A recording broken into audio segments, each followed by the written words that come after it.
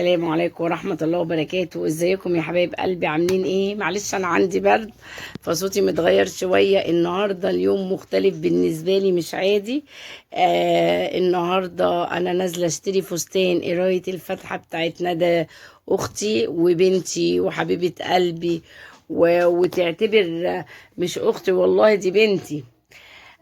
فحبيت بقى اصور كده وسط البلد وانا رايحه واوريكم وقد ايه الفرحه يا حبايب قلبي اللي احنا فيها، مش قادره اوصفها لكم والله.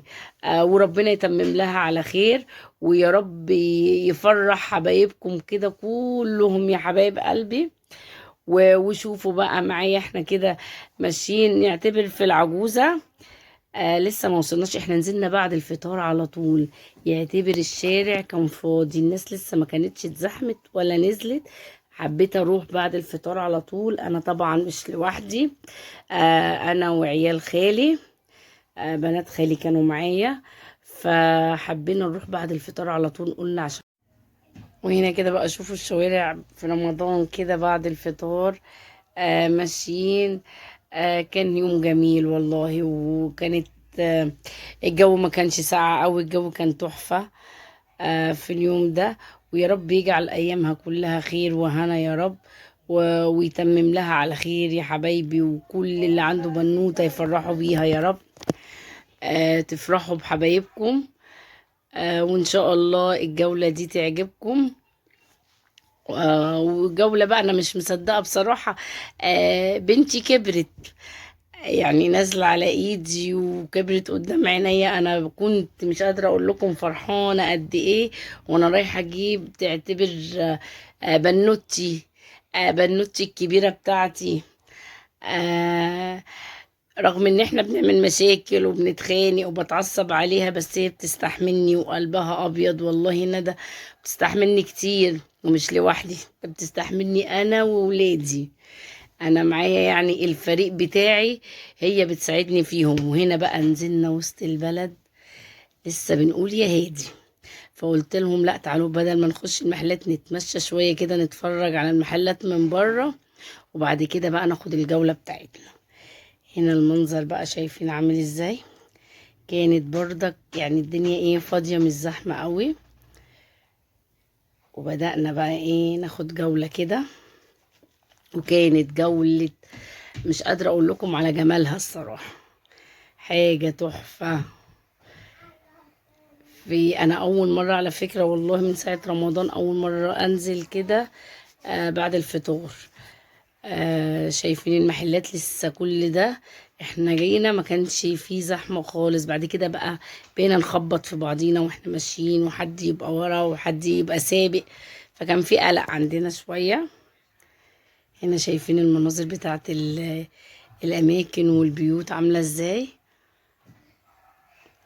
كله بقى ماشي واحدة واحدة وبراحته وبيتفرج.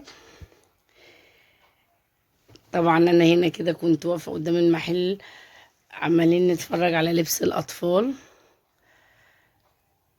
والمطاعم بقى مطعم كان موجود برضك، كان فاتح، الناس كانت ملمومة عليه. هنا لبس الاطفال، شايفين المناظر.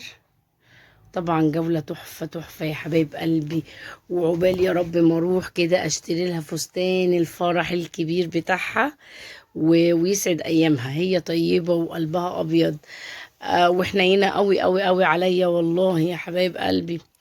وربنا يبارك لي فيها يا رب ويفرحها بعريسها.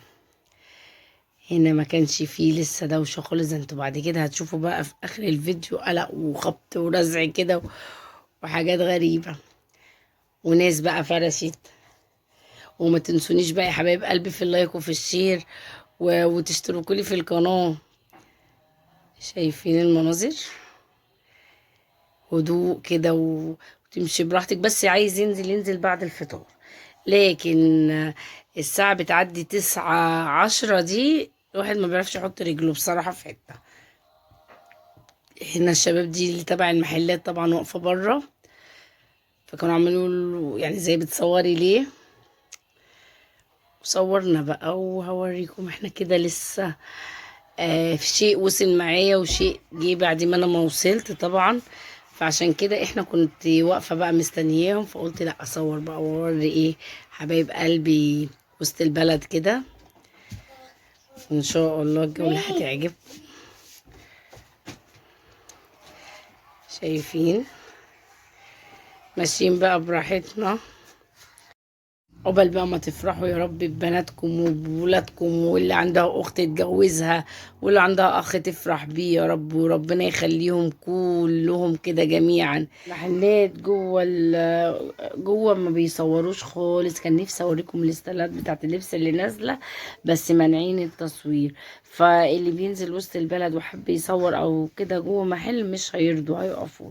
كان نفسي اوريكم، بس ان شاء الله هتشوفوا بقى قراية الفاتحة هتبقى عاملة ازاي، وهوريها لكم، وهتبقوا معايا برضك، وربنا يفرح الجميع يا رب.